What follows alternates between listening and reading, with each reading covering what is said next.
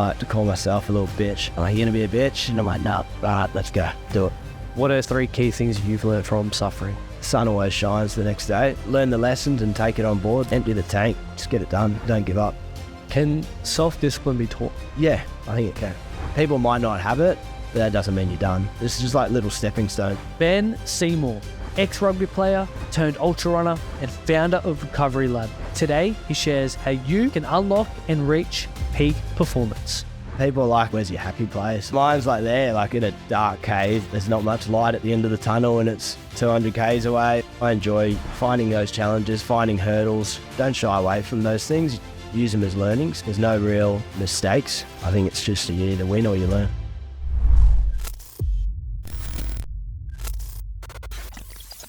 It's interesting that when I looked in the back end of our YouTube channel and it says 95% of you that watch it frequently haven't yet hit the subscribe button. So I have a small favor to ask. If you've ever watched this channel and enjoyed the content, please, can I ask you a small favor? Please hit the subscribe button. It honestly helps this channel more than I can explain. And I promise you, if you do that, I will return the favor. We will make this show better and better. That's a promise that I'm willing to make if you press the subscribe button. Do we have a deal? Benny Seymour, thank you so much for joining the Betar Project Podcast today. I want to start with asking you, man, how are you? There's always a short answer and a long answer to this, but honestly, how are you? You look fucking knackered, bro. It's been a big week so far. I'm looking forward to the weekend, but no, I'm good, getting on with it. Yeah, got a fair bit happening. What's been happening? I know you set up a new location up in Cairns. You want to speak into that a bit? Yeah, so we opened our 11th studio up in Cairns, which was super awesome. Been a bit of a long process, jumping through some hurdles and things like that with building, but we got there in the end, and yeah, I couldn't be happier for Tiz and Lockie up there. They've got an awesome community already and cracking studio. And what is Recovery Lab? Yeah, so Recovery Lab's sort of your one-stop shop for anything sort of in the wellness space. The reason why we set Recovery Lab up originally, Matthew, our founder, was for female athletes, right? Female athletes didn't get accessibility to what the males did with it, ice baths and saunas and compression boots and things like that. We've obviously evolved it a little bit from there, but athletes don't like to pay for things. So as a business, it didn't really work that way, but we're able to house 5 or 6 key modalities under one roof. So you can come in, you can ice bath, sauna, and do some compression therapy or new calm, some complex, some EMS, all under the one roof, you know, in an effective time frame to get the most out of the time. Everyone's got a busy life. So to be able to do that, it's affordable and it's accessible. So yes, athletes are stingy. Like I came from rugby league background, played semi-professional. I don't like to pay for anything. Yeah. Especially like recovery stuff. You're like, because you've been brought up in that environment where it's kind of like given to you, especially as a male athlete, it's like ice baths, everything. Yeah. You got to do it. When you have to go pay for it, it's like, oh, what? Yeah. It's interesting because it's like your body. Your body is your job. Like if your body's is not good, you're not getting paid. You're not playing on the weekend. You're not playing well. You're not getting paid the next year, you know? So it's definitely an investment into your career. And especially for women where they don't have that luxury. Now, I think now, obviously it's a lot better, especially with the women's rugby league. Like their competition has grown so much and their accessibility to everything's amazing. What's that been like for business, having those athletes come through and seeing their development, especially on the women's side of sport? Yeah, I think it's been great. It's been great for female sport. You know, we sponsor a lot of female athletes and female clubs and stuff through our business. So that's something that we're pretty proud of and driven to do. Whilst we're doing that, athletes are probably like 30% of our clientele. I think in the wellness space, everyone now, general pop, are really caring more about their health and wellness. So, you know, our age demographic's kind of like 25 to 45 is who we've got. We're skewed slightly towards more female than male. But yeah, definitely more general population coming into our studios than athletes are. It's crazy how a few years ago, ice baths, meditation, it was like the weird hippie thing to do. Yeah. And now everyone's doing it because we're seeing the benefits on the mind, the body, the spirit. It's amazing that we have now places like Recovery Lab and other places that people can now access that stuff and it's not seen as like hoodoos. Yeah, man, it's crazy. My fiance, I've been doing ice baths for like 15 years, trying to get her in a bath. Like, this is awesome. It's great, you know, mental, physical, everything. She's like, no. Hailey Bieber does one, and she wants to jump in an ice bath. Like, it's crazy, like the society that we live in and stuff. But I mean, at least it's benefiting people with those kind of positive effects. And with society, like, we're under so much stress, so much pressure, and a lot of that is we put it on ourselves. Yeah. And a lot of that is negative stress, negative pressure. How do we expose ourselves to the positive stresses? Is it just by like coming to places like yours? Or, for example, if someone may not be able to afford or access Recovery Lab, how can they implement that healthy stress in their life, which then helps in alleviating the negative side of it? Yeah, I think doing hard things in controlled environments, so getting in cold water is seen as a hard thing, but it's sort of in a controlled environment, strengthens and builds resilience. So when we do face these things in normal everyday life that we might not be prepared for, or you know, pops up, we can fall back on that strong level of or foundation of resilience that we've built. So you know, we have athletes in. We were talking to some guys in the Cairns studio. You know, he's like, oh, I don't really like ice baths and stuff. I'm like, well, let's do some breath work. Let's get you into this scenario. We'll put you here, relax. You know, you hit that first barrier, but we can get you through that. This is just in a controlled ice bath. So when you get into a game and you've got something thrown at you, you know that you're mentally stronger or more resilient now because you've done X, Y, and Z previously, and to build on that. And he was just like, man, I love that. Like, that's awesome, you know? So I think those little wins there are definitely out there. But yeah, people are definitely a lot more stressed. You know, everything's happening in the world at the moment, and we're getting thrown left, right, and center. So obviously the pandemic helped. We got a lot of things taken away from us. I think people value their health and wellness a lot more than what they did previously to that. You know, gym memberships are probably now a necessity for people, where some of them were just sort of a luxury. And I think kind of where we are, depending on who we're talking to, a lot of people see Recovery Lab or their wellness journey as a necessity now. So I think we're moving to that. It's it's for some people it's still a luxury, but I think we're moving in the right direction. Yeah, it's definitely a necessity for me now. Even small things like having a cold shower in the morning. Like, this podcast is a mental health podcast, and you just mentioned the example of, you know, that person that hops in the ice bath, and if they can overcome that, when they're hit with adversity on the field, they know, fuck, I just did ice bath, I can overcome that. And it's just, it relates to anything in life. Yeah. You jump in that ice bath, you have that cold shower, whatever the case is, and something happens at work or in your relationship or something throughout the day, you're like, oh, I can overcome this because this morning I did this, which has set me up for the day. Yeah. And it's these small modalities that if we continue to do each and every day, and I refer to this as mental fitness. So it's the things that we can implement each and every day to get 1% better, to work on our mind, body, and spirit. Because if we work on those three elements, man, we can be pretty much unstoppable. Man. Like, as a society, I believe we're so disconnected. Yeah. So disconnected. But if we can focus on these three areas, bro, that brings that connection back. We're happier, we're healthier, we're able to function more in society, we're able to have open and honest conversations like this, instead of, especially for men, holding back their feelings, holding back their emotions, and then just letting it bottle up, or they go on to drugs and alcohol and stuff. Yeah. But imagine if you could just jump on an ice bath. Yeah. And it's crazy to think, you know, ice bath or training can help solve these things. But I definitely believe it's a massive part in it. Yeah, definitely. Building momentum, I think, and that's something that we're working on sort of in the back end of Recovery Lab, and we've got that community aspect now, which is really awesome. You know, the 8-minute club, so building up to 8 minutes, fully submerged in 8-degree water, you know, up to our shoulders or collarbones, and there's like, you know, stepping stones to be able to do that. So anyone who walks in is like, hell no, I'm not doing that. There's no way. And then, you know, in 2 months later, they're doing 8 minutes at 8 degrees. And so we've got that community there. They're pushing past barriers or perceived barriers that they thought they had, which is, definitely awesome. And now I think it's just like building momentum, you know, each day, each week, each month, and throughout the year to progressing in certain different aspects of your life. But I think, it definitely starts with getting some movement, some mental fitness and things like that. Yeah.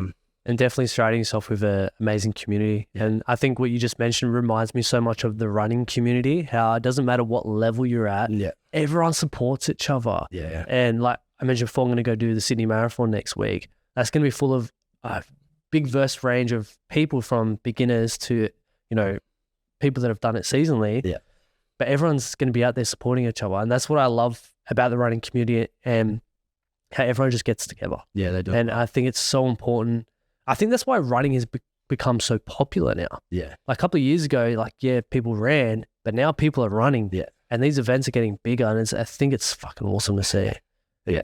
I think, especially when it comes to mental health, as we mentioned before, the ice baths, the cold shower, but exercise and running for myself has been so beneficial. If I'm having a bad day, I'm getting up and going for a run. Like, how good do you feel after a run? Yeah.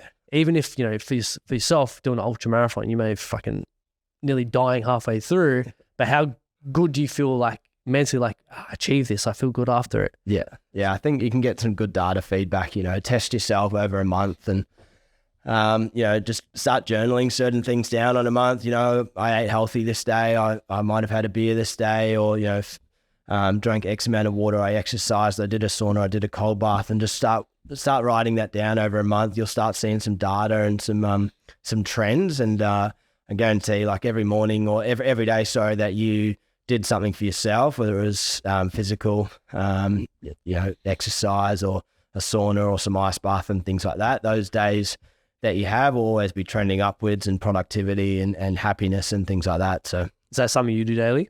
Yeah, I do. You know, work journals and things like that. I get monthly and weekly performance assessments sent to me, so I can always. I've just journaled through that. You know, wear a sleep mask, magnesium at night. You know, took an ice bath, did compression boots, did nuke arm.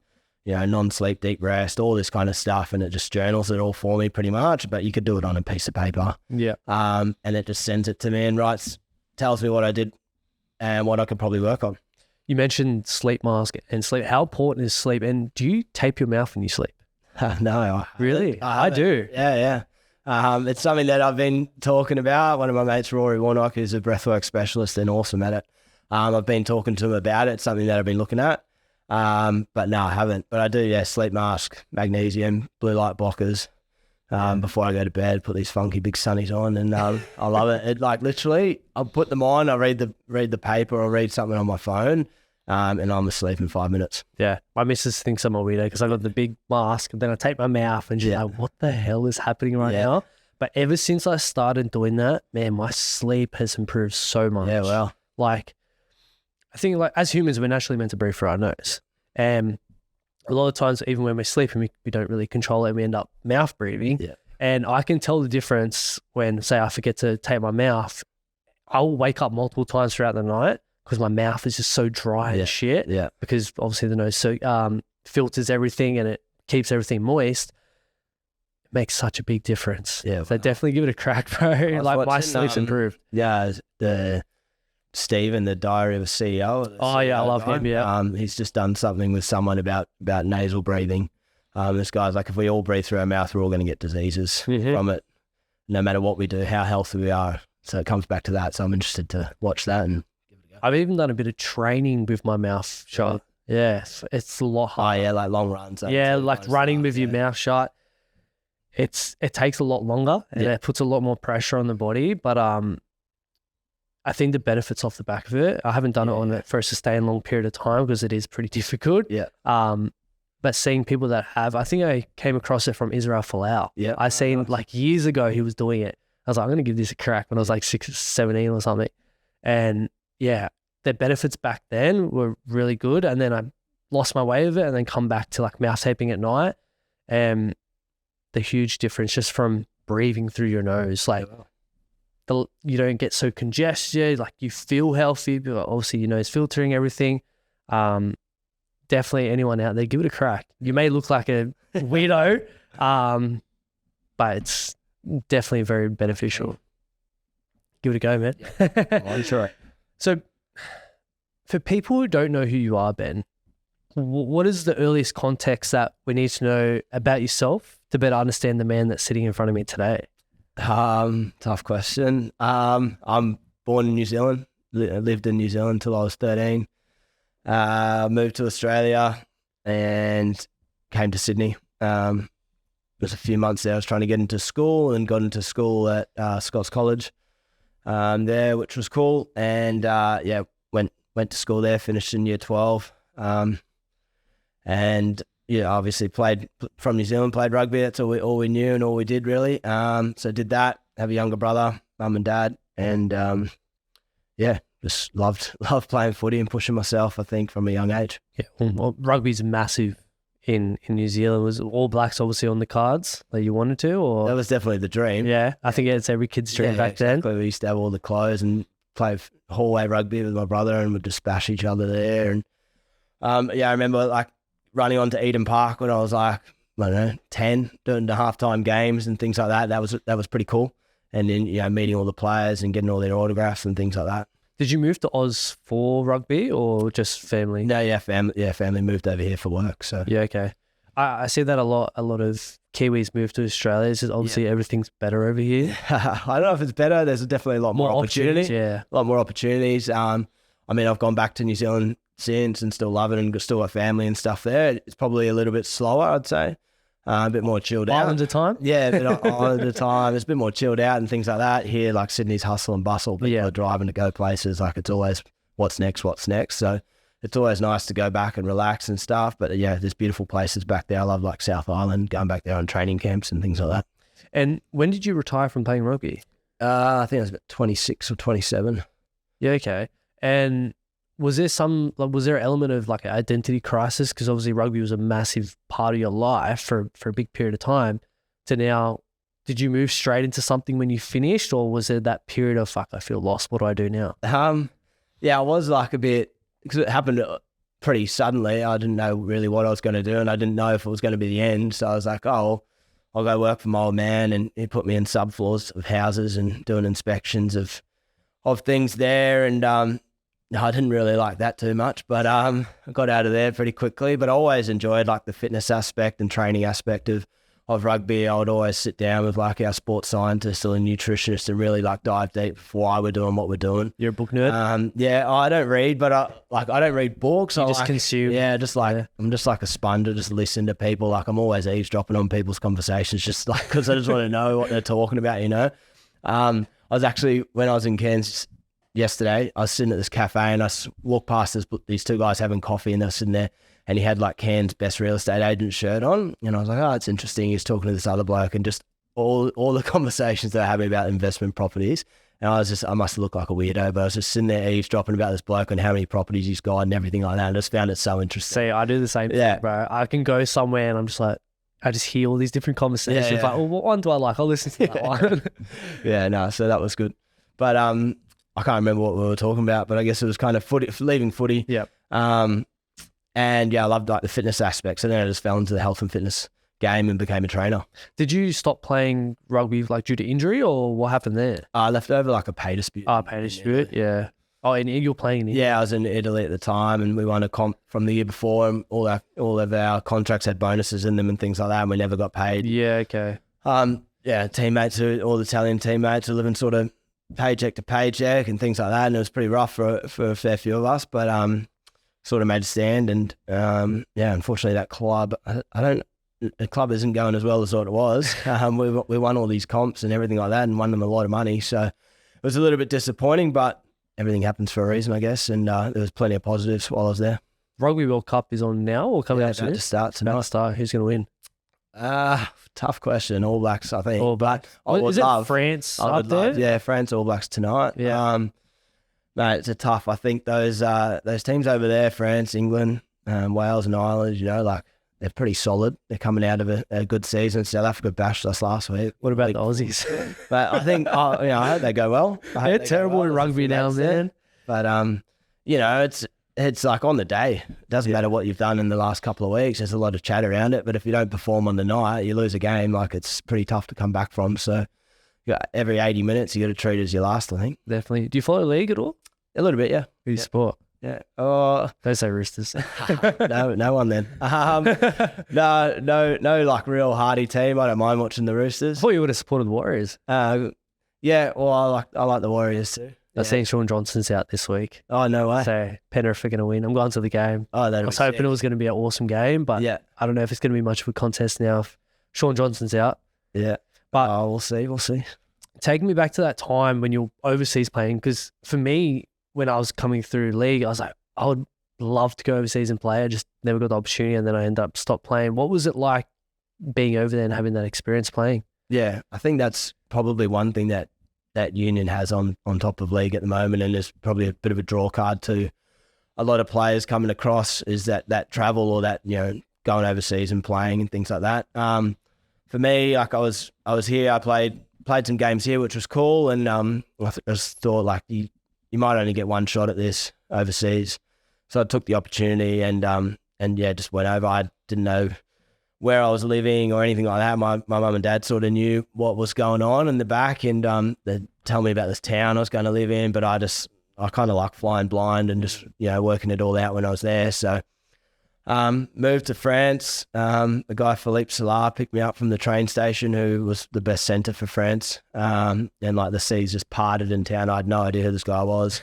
Met him, took me to his house and met his family and things like that, and kind of spoke English, which was nice. And you know, showed me the ropes, put me into my house with my roommate, who was another Kiwi guy, Nafi, and yeah, that was it. Like, that was a Thursday and we played Saturday, so we were just pretty much straight into it. I believe traveling obviously exposes you to different parts of the world and cultures, but also allows you to grow and learn a lot about yourself. What are some of the life lessons you learned from your time over there? Yeah, 100%. Like, travel is invaluable, I think. Like, you just can't buy those kind of experiences. For me, the language barrier was tough. I remember sitting in the grocery store the first time for like 15 minutes. This lady asked if I wanted a bag for my groceries. Like, I had a trolley full of groceries, and I'm like, I couldn't speak. No one around me could speak English and stuff. So there was just that language barrier. Then we had to do like 2 lessons a week. Otherwise, we weren't allowed to play and things like that. So I picked up the language, which was really cool. You know, immersing yourself in the culture, eating their food and things like that, and going to sort of like French festivals or whatever it is that they really, really enjoy, and just not becoming French, but like immersing myself in that culture, you know, and like the team environment. It can be quite isolating sometimes. You go over there and, you know, only the people, like the Kiwis might only speak English there if you're in a lot of French people in the team, or they speak broken English and all you talk about is footy and all this stuff, and you kind of want to escape it. But yeah, we had awesome teams and got to travel a lot, which was cool. And when you're over there, there's foreigners and all the sort of different other teams. You got mates everywhere, but any chance I got, I just travelled. Did you get homesick at all? A little bit. When I first went over there, I had about 3 weeks before Christmas, and then spent Christmas with my roommate with a box of beers and sitting there getting to know each other on Christmas, which was a bit sad. But you know, FaceTime and things like that was there. But I think my mum just said to me, like, you know, whatever happens, you're 24 hours away from home. Like, nothing that bad can really happen.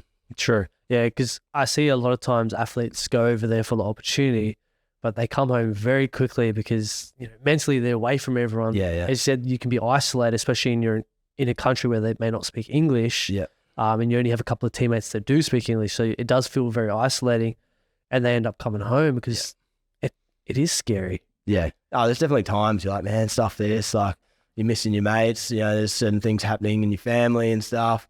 But yeah, I guess I just looked for all the positives in it. And then I got the opportunity to come back to New Zealand actually for a stint. So did that and then went back, which was cool. So sort of got that fix of being back home. And what are sort of some of the things that you took from rugby that now you implement into, say, ultra running or business?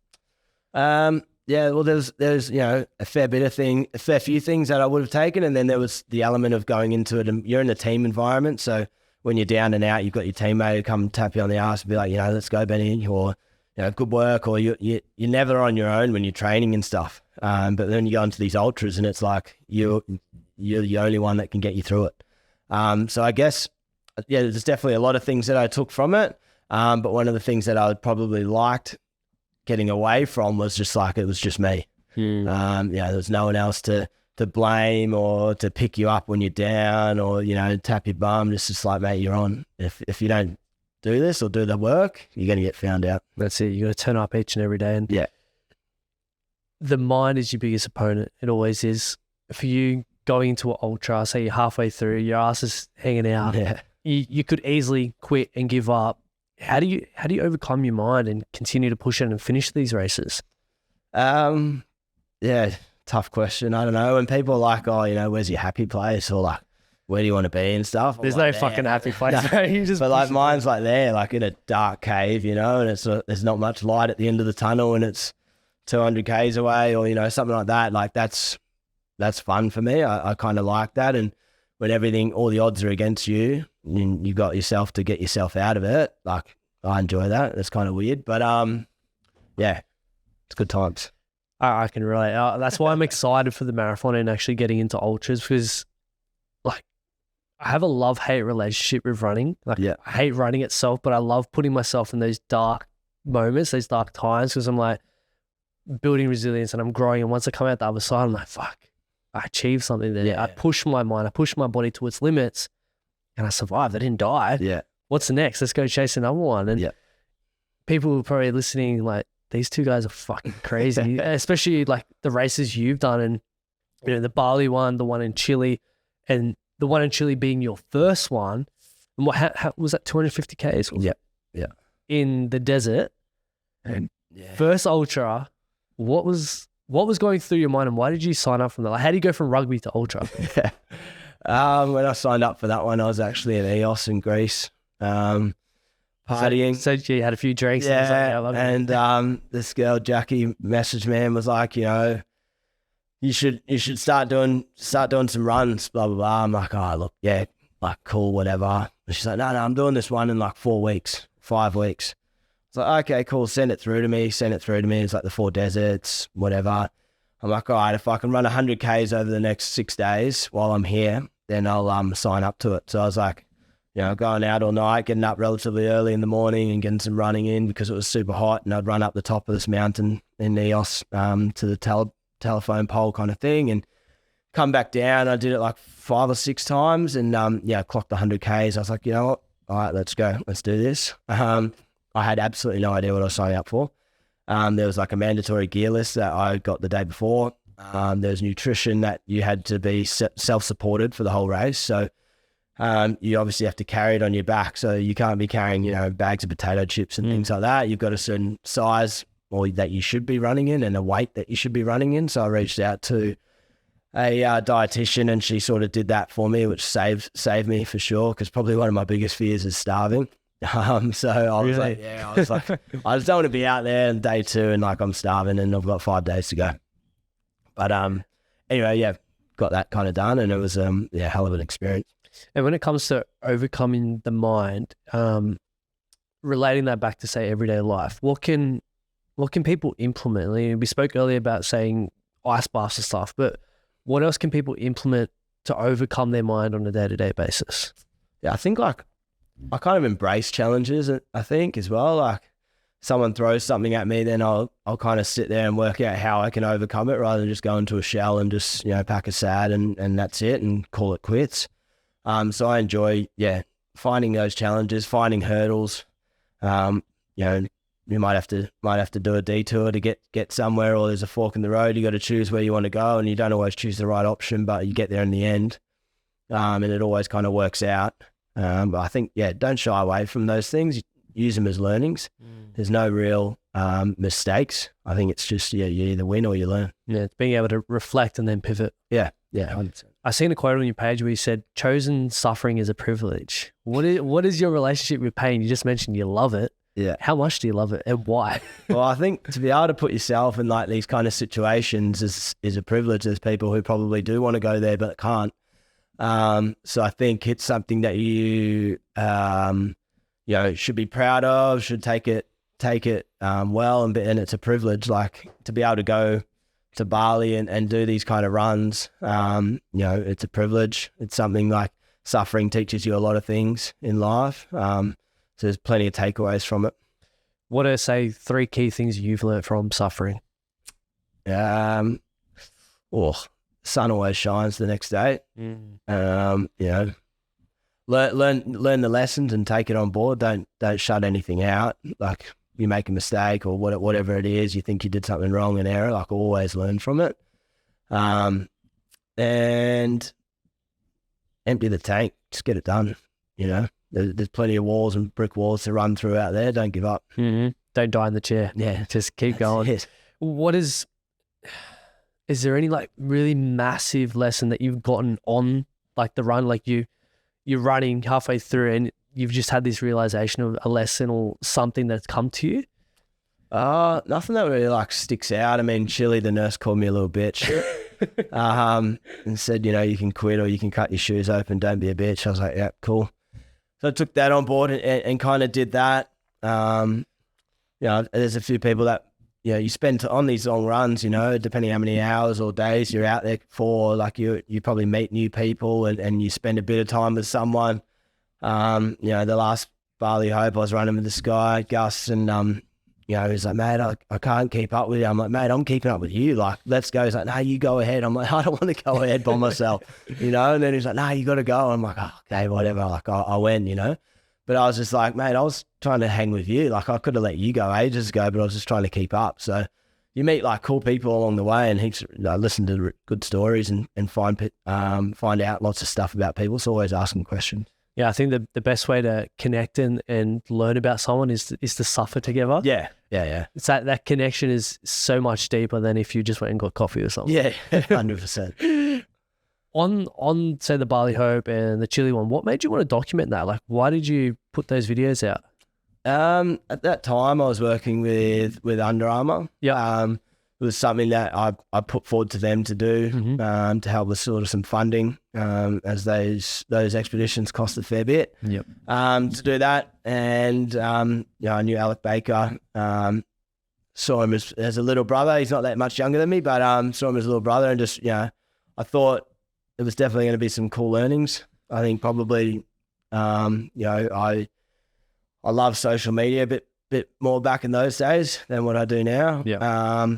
So it was kind of, to get what I needed to get from Under Armour, I needed to produce X, Y, and Z. So there was a part of that, something that I wanted to look back on as well. But I thought, it'd be pretty cool capture. I didn't think it would go where it's gone now, but which is pretty cool. I think we're nearly at 1 million views. Oh, really? Which is crazy. And we didn't monetize it because we put some music on there and things like that. It was never ever the plan. But yeah, I've met like some awesome people and caught some cool messages from people who've gone and now done the race and things like that. So you never set out to do it, but I guess it's a cool thing to come from it. And for people listening, where can they find these videos? That one's on YouTube, I think. Yeah. Yeah. Either on YouTube or Instagram. But I think, most of those vlogs are just on the YouTube channel. I'll put the link in the bio anyway.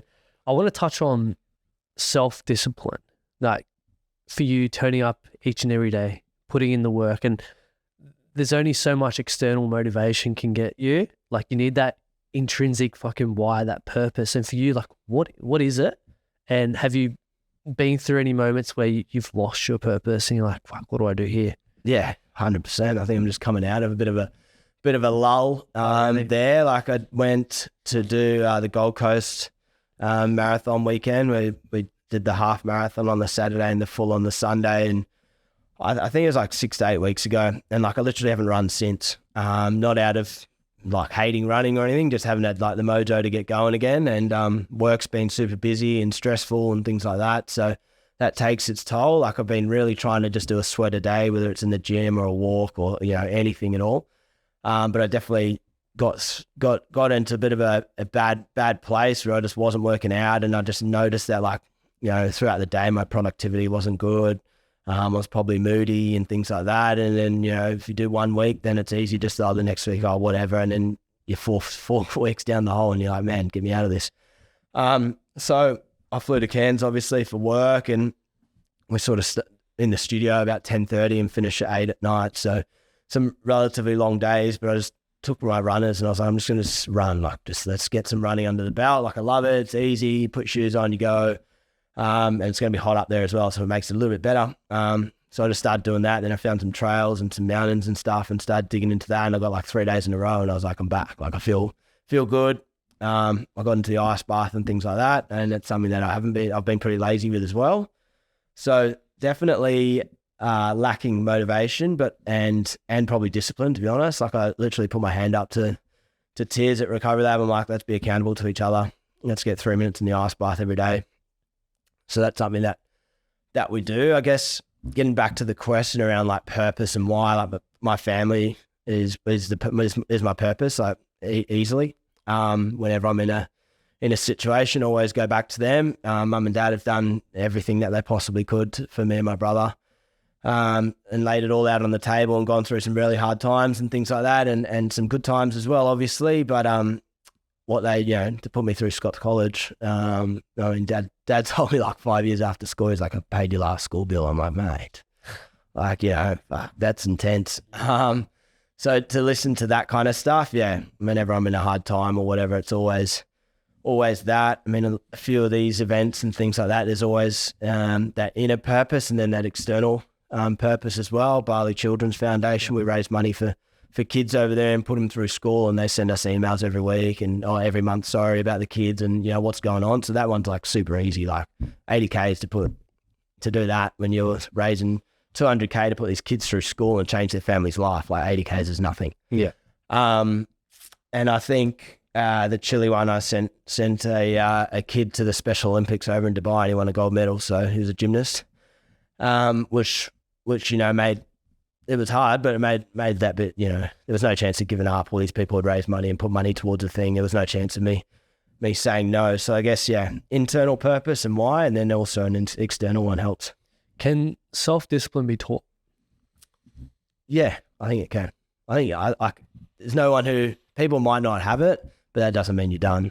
Like, you can teach ways. It's just like little stepping stones, I think.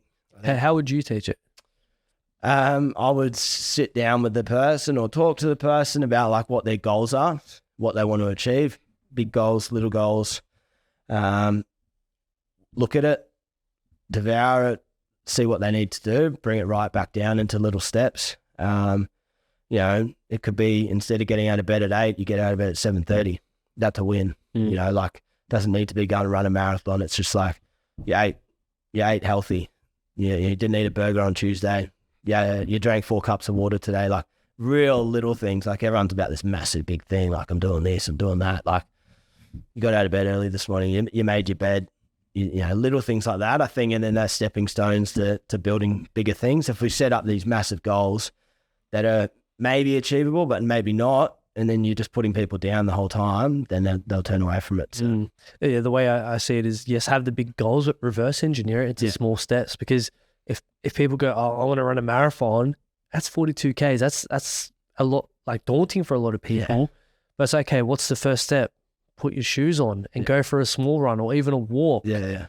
And then you slowly build momentum, and it's that compound effect. The more you do it, the more distance you get under your legs, the more comfortable you're going to get. Yeah. And then by the time the marathon comes around, you'll be able to do it. Yeah. But so many people get thrown off from the big goal because they never reverse engineer it and do the small little steps that build up to it. Yeah. I mean, like, it wasn't that long ago when people were doing marathons or they were going to say they were doing a marathon, everyone's like, mate, you're going to die. Like, it was impossible for anyone to do it. And now people are running around the world. Like, it's insane what people are doing. And I think social media has obviously played a massive role in that, but it's probably shut like fair few people off as well. And like being like, oh, well, he's doing that. Like, that's huge. I'm never going to be able to achieve that. But just because someone did that doesn't mean they're better than you. That's it. Don't compare, and don't think just because someone else did it, you can't. Yeah, exactly. Like, it's the best thing. Someone tells you you can't do it. Like, cool. Yeah, that puts fire. That puts fire in the belly. Eh? Yeah. It's like, fuck you. I'll show you. That's my favorite. Definitely. And I love how you went through that low period of not running and not really training, and it's an example of how quickly you can flip the switch and get back into it and start building that momentum again. And it just goes to show that we're all going to fall off the freaking trail from time to time. But it's about picking ourselves up and getting back on it. You may be off it for a couple of weeks, but just step back on it, do it for one day, do it another day, and keep building momentum. And a big thing that I learned, you mentioned Stephen Bartlett before, is someone that I really look up to, and he just released his new book. Yeah. And I started listening to him. He speaks about the question answer effect, which is don't tell, ask. Meaning, don't say statements. Don't be like, oh, I'm going to run a marathon. I'm going to run. It's, will I run tomorrow or will I run today? Yeah. And make it a yes, no answer. Because if you answer yes to that, it's like your conviction and go out there and do it. Yeah. Because if you remember, say someone asks you to do something, you say yes. How bad do you feel if you're going to go, oh no, I don't want to do that, or you change your mind or something? So if you do that to yourself, you're like, yes, I'm going to go to the gym today. And I've even done it. I'm like, I've got to go to the gym because I can't let myself down. It's true. And even at the gym, I'm like, oh, I might stop at 10 reps. I'm like, no, I'm going to go 20 reps. Will I do 20 reps? Yes. And I'll always push through and do it. And it's that simple thing that you can implement in your day-to-day life, just asking yourself a yes or no question, because then you'll stick to it. You won't let yourself down. Yeah. It makes it a lot easier. Yeah, I agree. It's a nice way of doing it. I like to call myself a little bitch. Yeah. I'm like, you're going to be a bitch? And I'm like, no, right, let's go. Do it. How often do you call yourself a little bitch? That was yesterday morning when my legs were screaming after doing 2 days in a row of these trail runs and things. And I'm like, you're going to be a bitch? And I'm like, nah, let's go. Did it. Do you listen to or follow much of Goggins? A little bit. Not much. What's your thoughts on him? Do you think he's like too extreme on what he does? I don't know him or anything. Yeah. You know, like I think he serves a purpose, and he's probably got a lot of people moving in their lives and chasing their dreams and things like that. So that's awesome. You know, they're all like hard, you know, don't be soft, blah, blah, blah. Like, no, I'm not a fan of that kind of stuff. Yeah. But yeah, I mean, he's done some extreme things. I'd love to see him take on this guy from New Zealand, Sam Harvey, who's just done the backyard ultra world champs. They're coming in America. I've seen him been calling out Goggins. I've been following it. It's pretty funny. Really? Yeah. He's like, mate, bring your boat. Let's go. So he wants to go over there. He just assisted in like the world record. I think it was like 670 kilometers. Don't quote me. But it was like 4.25 days. It's like a 6.7K running loop every hour on the hour. And they did 4.25 days. Non-stop. Yeah. Crazy. Some people are loose in the head to do that stuff. Yeah, like 102 loops, 102 hours. Do you feel like there's ever too much of an extreme that people push their bodies to, like doing these crazy races? I guess not really. Like obviously there's consequences for doing certain things. You might get injured, or you might do X, Y, and Z. But I mean, you've got to weigh that up when you're doing it, and make sure that your why and your purpose is greater than the chance of that happening, or the reason for that kind of happening, and that's why you're doing it. But yeah, there's always consequences to everything that we do. I want to go back into the recovery side of things. We spoke a little bit before around magnesium, and I see that as a big part of your recovery. Do you want to explain to listeners why and what are the benefits to magnesium? Yeah, so magnesium like helps with brain function a lot, helps with calming the body and the mind down, which allows us to recover, and then helps stop cramps and things like that in your muscles. So it's a big factor. You definitely notice the benefits when you're not taking it. Like when you take it every day, you kind of feel you're getting the benefits every day, so it's good. Then you have a weekend off it and you're like, oh man, didn't sleep well last night. I didn't have my magnesium and things like that. So it's something that I try to be consistent with.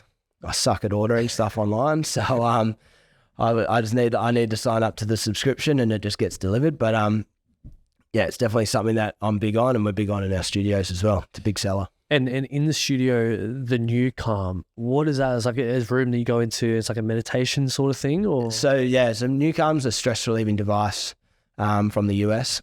It's patented technology. We listen to neuroacoustic tracks through noise cancelling headphones. You've got an eye mask on, so our brain sees everything and our eyes just see colours. So by putting a blackout mask on allows our brain to switch off. Then you've got a biosignal processing disc on your pericardium 6 acupressure points on our left wrist. And it works through the GABA system and allowing your brain to switch off and get into that relaxed state. Then obviously with the neuroacoustic tracks through different frequencies, we're going into different states of like alpha, theta, delta, and getting, depending on the length of the track that you do, or the track, whether it's like a rescue track, which is the most, the better one for like restorative state, gets you into that like non-sleep deep rest, essentially spikes our HRV. So HRV is a stress metric. It's pretty much what any wearable kind of goes off. If your HRV is low, then your recovery's relatively low. You've got a high HRV, means that you're less stressed. And it varies for everyone. Everyone kind of gets their baseline and then it works off that. But this helps spike that and takes that stress, neutralizes that stress. And best byproduct of being less stressed is better sleep. Can people access this at home, or do they have to come into Recovery Lab? Yeah, so we've got the clinical grade Newcalm in studio. So you can come in and do that there and try it there and things like that. And then there's also a Newcalm at home subscription as well. So for people who can't access a studio or want to do it, at work or at home and struggle with their sleep and things like that, you can do it that way. In studio, we use Rescue and Flow State.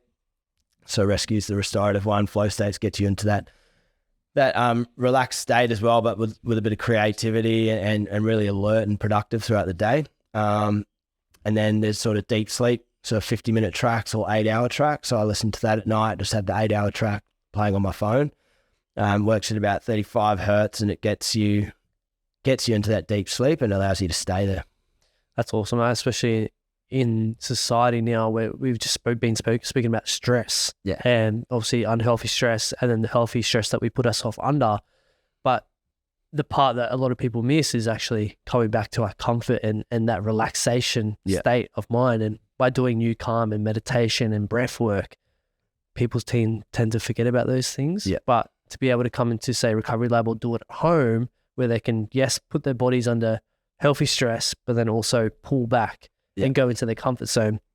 You see it on social media, stay out of your comfort zone because that's where you grow and shit like that. But comfort zone serves its purpose. It's not about living in your comfort zone, but that's your safe place. That's where you come back to recharge the batteries. And for me, what I've come to understand, especially about myself, like I'm naturally like shy and introverted. So the way I like to explain introvert extrovert is it's an energy transfer. So the more interactions I have as an introvert, it drains my battery, whereas extrovert, they gain energy from interactions. So from me understanding that, my comfort zone is my safety where I can go back, I can recharge the batteries, whether that's at home doing meditation, going into nature is a big thing for me. That's massive reset. Once you understand energy and you're able to reset and don't see comfort zone as a bad thing. Yes, push yourself out there. Have the conversations, push your body and your mind to its limits, but always come back to that safety. I agree. Because if not, you can't turn up as your best self. 100%. Tiptoe out there, tip the toe in, get out, come back, get a restorative state, rest up, get your energy back, get your purpose, go again. I don't think anyone can live outside of that and constantly be at peak performance. Definitely. And you mentioned earlier about there's a lot going on in your life right now.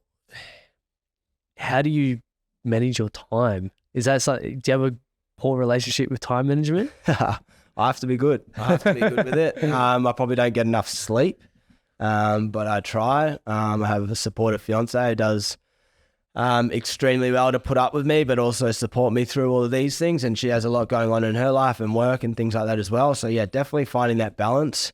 It probably involves me training a bit earlier in the morning and getting that done. And then we've got a dog, so we take the dog to the park and we get some time there together. And then we'll spend time at the markets and just making sure that kind of works. And it's just, setting boundaries, I guess, which is something that I haven't been good at with work. And it's, owning a couple of different businesses that you're kind of always on, everyone has your personal number.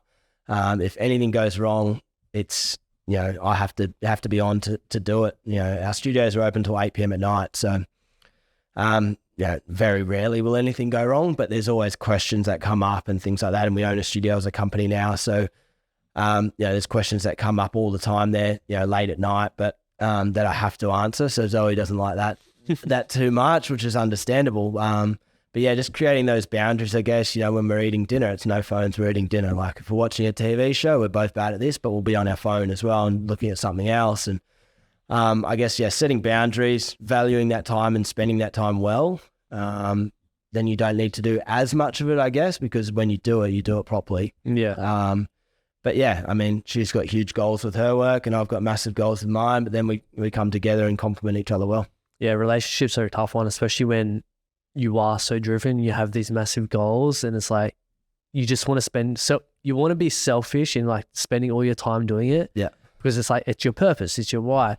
But also remembering at the end of the day, your partner's always going to be with you. If everything goes to shit, they're going to be right next to you. And that was a big realization, a lesson that I had to go through for myself now being a dad. I could be, prior to that, I could be selfish. I could spend so much time in the studio or podcast and doing whatever I want. Now being a dad and relationship wise, and it got pointed out to me. I went to like this couple event thing, retreat thing. And one of the questions was write down your goals. And the facilitator meant write down your couple goals. Here I am writing down all my own goals. And he comes over to me and he goes, mate, that's awesome that you have these aspirations and these goals. But what happens when you achieve them and you're on top of the mountain and you look around and there's no one with you? And that really put life into perspective. It was like, yes, you can have these goals and these aspirations and you can still achieve them, but it's in a way finding some sort of balance. And I'm not sure around the topic balance. Everyone says work-life balance and all this bullshit. It's like, I think it comes down to priorities. Like some days you're going to prioritize your training or your business, and then other days it's relationships and being a dad or whatever the case is. Every day is different. You can't just push one to the side forever. You got to have some sort of balance within that. And that was a massive realization for me. So like for you, what do you implement to make sure that you are, yes, still achieving your goals, but spending as much quality time with your partner and your loved ones? You mentioned boundaries, but is there anything specific that you implement? I guess for me, like getting some movement in there and getting a sweat or some runs, like really super important for me. Like I feel better after it for myself. I'm probably better to be around once I've done that. So I think it's sort of a non-negotiable for me. And then it helps with my productivity with work and things like that. So those are kind of, implementing that. I need to get better at doing my recovery and things like that as well. Establishing that boundary between it feeling like it's work, but it's actually not work. It's actually caring for myself. Walking into studios and things like that. It's hard for me to walk in there and to zone out. It's literally impossible. So I have all the stuff at home, but I still don't do it. So now this week I've set myself some goals and had some hard words to myself about, making sure I do X, Y, and Z and practice what I preach and things like that and get that discipline back in my life to be able to facilitate what I want to do and the goals and the direction that we want to go as a business and myself. Where are you looking to go in the next couple of years? What's the big vision, the big goals? I think obviously with Recovery Lab is continue to evolve and solidify ourselves as the premium spot for wellness in Australia. And hopefully overseas in the not too distant future.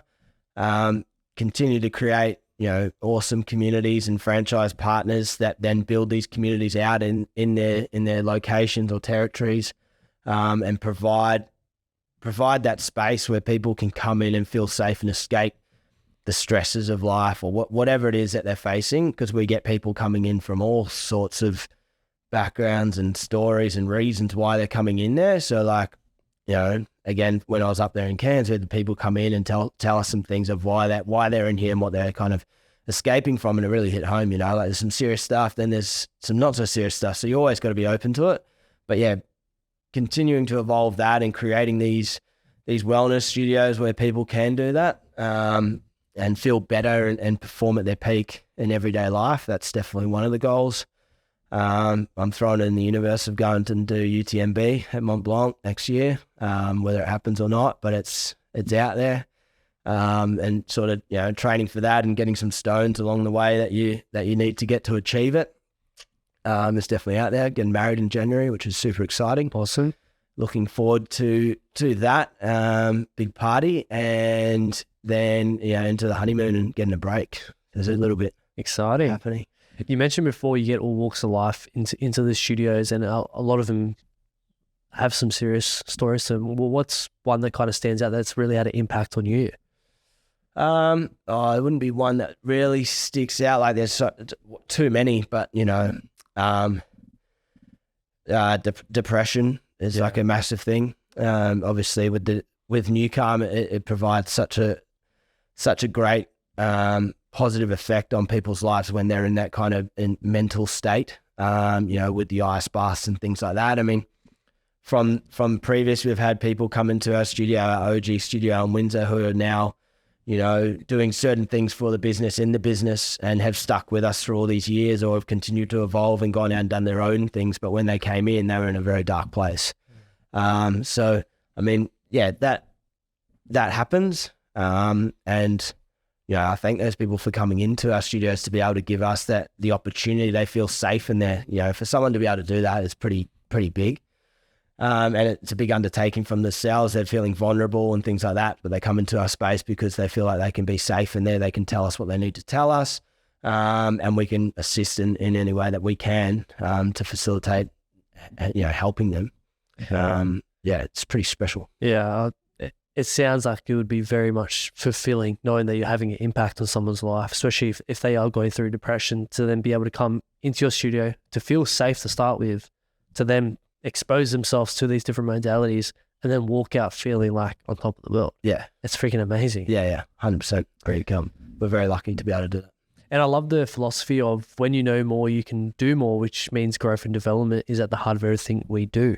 And that speaks into, I refer Stephen Bartlett again because I'm listening to his book. So the best way to learn something is to teach it. And he speaks about filling the 5 buckets. And the first 2 are the main 2 of your knowledge.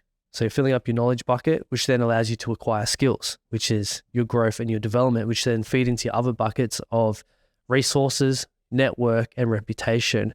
And for you focusing on those first 2 buckets, I'm sure you're seeing the other 3 fill up, like your reputation, the resources, and the network that you'd be able to, build off the back of that. It's fucking awesome to see, man. Thank you. Yeah, I think bringing people into the studio and the way that their first experience is like, you can't stuff that up. Come into our studio, how are you feeling today? This is my name, lovely to meet you. You're booked in for compression boots today. Cool. Let's do a studio tour and show you through what we've got here. And we show them through, we've got a Compex room over here. Compex is EMS, blah, blah, blah. Nucam, stress relieving device. These are our sauna rooms. This is our bathroom and showers, ice baths, etc. And that person came in for compression boots and didn't know that we did all the other things. But then we just added so much value to that person. Next time they'll come in and they'll do the sauna and they'll do the ice bath, but then we'll give them the knowledge of why they're doing each of those modalities, the best way to pair those modalities for the goal that you want to achieve.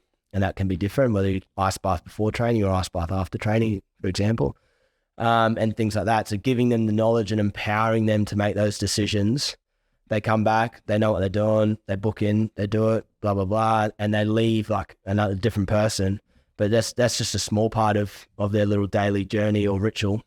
And they've gone out and like changed their life completely. So I think, when you know more, you can do more. It's definitely something that we treasure and something we pride ourselves on. Yeah, it's so important for a business. And as you mentioned earlier, it's creating that community. Yeah. Because you're actually showing your clients that you care for them. Yeah. And when someone feels like, this company, this business, this person cares for me, I'm going to keep coming back. 100%. And it builds your reputation up. And then it allows you to grow and then impact a lot more people on a larger scale. So, man, that business model, I think a lot of people should take on board. There's the sauna places everywhere, right? Popping up everywhere, ice baths popping up. I go into one, I pay $80. They're like, oh, yeah, you're in sauna room 1, cool. And you just walk in there, get your towel, you get your water, and they didn't ask how I'm feeling, why I'm doing this, if I've saunaed before, like nothing. And I'm like, man, that's just a missed opportunity. Just to even build a relationship with someone. So I think we're really big on that. And the successful ones are the people who are really invested in their community. Where are the locations in Sydney that people can go to? In Sydney, we're in Brookvale. Yep. And then hopefully I'll soon be opening one in Randwick. Coming out west or what? Yeah, well, that's definitely the plan. I think the market out here is huge, both for, personal people to come in and do their stuff, but also teams. Yep. And I think the West do the community better than anyone. I think you can see that with the Panthers and things like that, just the community that they hold and bring together, and they reinvest and everyone sort of does it that way. So I think, hopefully we'll be out here in the not too distant future. We need one because there is one in the Penrith area, but it's like what you mentioned before. Here's your towel. See you later. Yeah. They don't really care. There's one up in the mountains, which is good, but that's a lot of trouble for people. Yeah. If we had one in, say, Penrith area, it would be backed. Yeah. Oh, well, maybe I'll do it. We have a closing tradition on the podcast where the previous guest leaves a question for the next guest about knowing who it is. So the question for you is, Ben, what's something that matters to you today that you could forget but will be incredibly important to you in 5 years' time? I think the way that you've left the last person that you met, I think, is something that I try and think about. I probably forget sometimes how I left that person or that conversation or that relationship. But in like 5 years' time, you never know what's going to come up. There's people I've never seen in 10 years, 15 years from New Zealand or whatever it is, things like that. But how we last left each other was awesome, and we just picked straight back up off that. So yeah, people remember the impact. Yeah, leave an impact with someone. Ben, thank you so much for spending time with me today. If people are interested, obviously I'll put all the links in the description. Instagram is your main profile, right? Yeah, get around it a little bit. I'll put all your links in the bio. But other than that, thank you so much for taking the time and having this amazing conversation with me today. Awesome, thanks, bro. Awesome, legend.